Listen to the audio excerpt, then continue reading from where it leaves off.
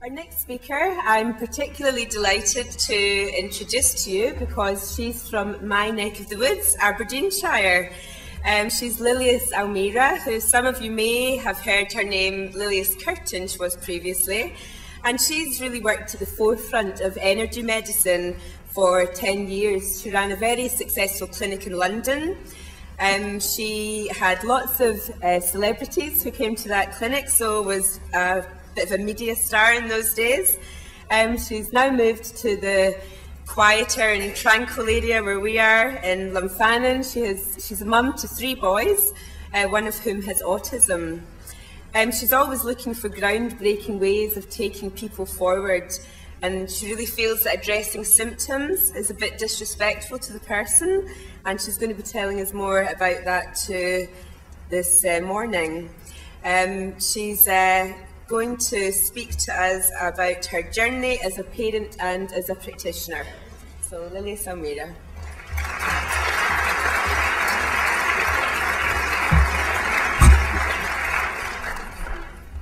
Well, good morning, everybody. It's an absolute privilege to be here. I'm very, very excited indeed. I have so much I want to talk to you about, but I've been told I want a strict 30-minute guideline, and I'm sure if all of you have been partying and dancing last night and having a few berries, you're going to be desperate for your coffee. So I promise to stay with the 30 minutes. I'd also like to congratulate the organisers of the conference, particularly for this afternoon's lineup, because it's such fabulous speakers, and we need to hold the men's attention this afternoon because the Six Nations is on. Anyhow, it's been quite a journey. We've all had a journey, and I hope a little of what I can say will come from a slightly different viewpoint from some of the other people here today, being from an energetic point of view, and some other people here might resonate with it. Aha, who am I?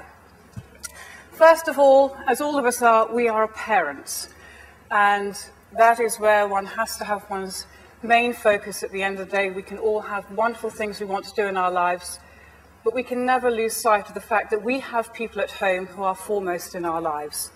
I have 3, Seamus is 11, Tom is now 9, he was severely autistic at 2, he's now borderline, and George, 3½, who creates complete mayhem in my life and reminds me not to keep life too serious. Secondly, I am a specialist in autonomic response testing, and I follow the work of Dr. Dietrich Klinghardt, who some of you may be familiar with. You'll find that in your goodie bags there is a CD, and on that is a talk with Dr. Dietrich Klinghardt and Makola, who many of you may be familiar with.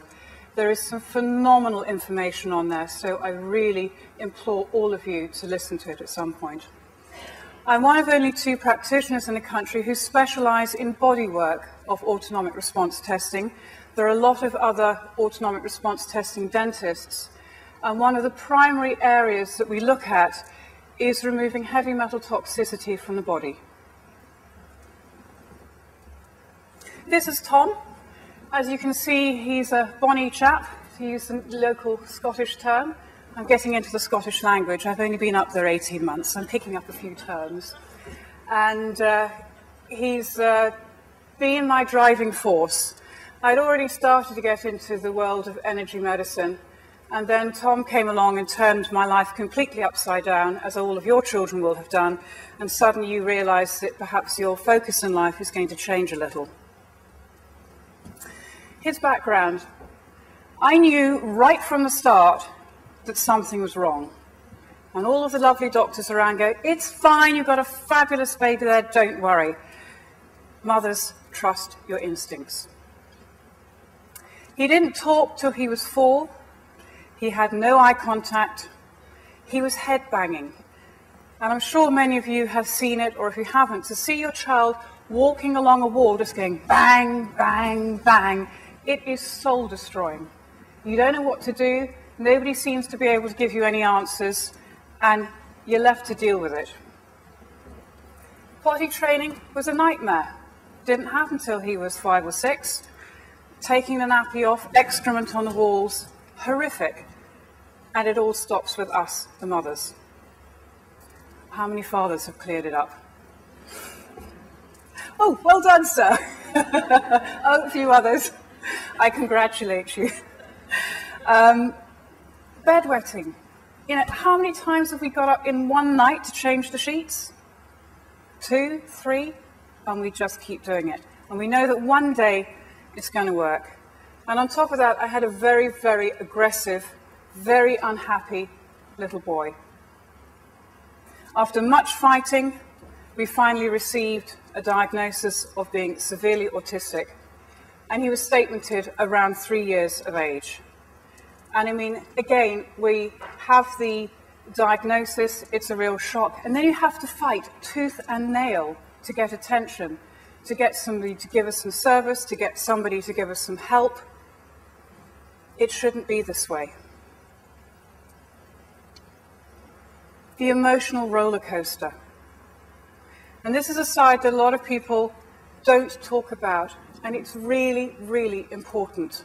Why me? Why were we singled out to be parents of these special children? And we look around at all of our friends who have children who are growing normally and performing, and we look at our child and go, we're doing everything we can for you. Why me? It hurts, and it still hurts today. Then we have the guilt. Have I done something wrong? Am I living in the wrong place? Have I eaten the wrong foods? Did I do something awful in a past life? You can't turn back the clock. What is, and the guilt doesn't serve us. What we can do is to go forward passionately, knowing that we can find a way forward. And then we have the system to fight. When I got my diagnosis, I was with a Harley Street pediatrician, and she meant it kindly. I mean, I knew something was wrong, but you kind of don't want the label, but you kind of know a label's coming. And trying to be sympathetic, she said, "Sorry, love, there's not a lot we can do." I was incensed. I was raging. And then they went on to say, don't expect him to go to university. Don't expect him to amount to anything. How dare anybody in the professional system put limits or boundaries on any of our children? They are capable of so much. And so I now say to the professionals, watch this space and learn, because I have learned so much. There's always another way to skin a cat, and sometimes we just have to suck it and see. But if you resonate with something, then trust it. And if you feel it's not going to do any harm, and you feel you might get some progress from it, then have a go. And then we have the anguish, the continual fight. Why me? The guilt, all of it goes on top. And the heartache. You go to a children's function and there's lots of other children doing the most amazing things, and your child isn't quite able to participate in the same way.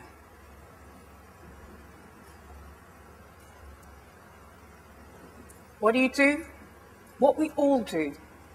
You pick yourself up and you go on. The research is a minefield. Trust your instincts. Just coming here yesterday, I heard so many amazing things from people who passionately and vehemently believe their way is correct. But as parents, we're lay people. We don't always understand the science. We don't understand how it's going to affect our child. We don't always know what's going on in our child. And the research, you just don't know at times. The tests are phenomenal, but which one do you go for? So trust your instincts. And when you get a diagnosis or you're somewhere and suddenly something's happening and you don't understand it, you don't necessarily know where to go. So you have to sit with the situation for a while and explore what's going on and wait until something resonates with you, and trust your instincts.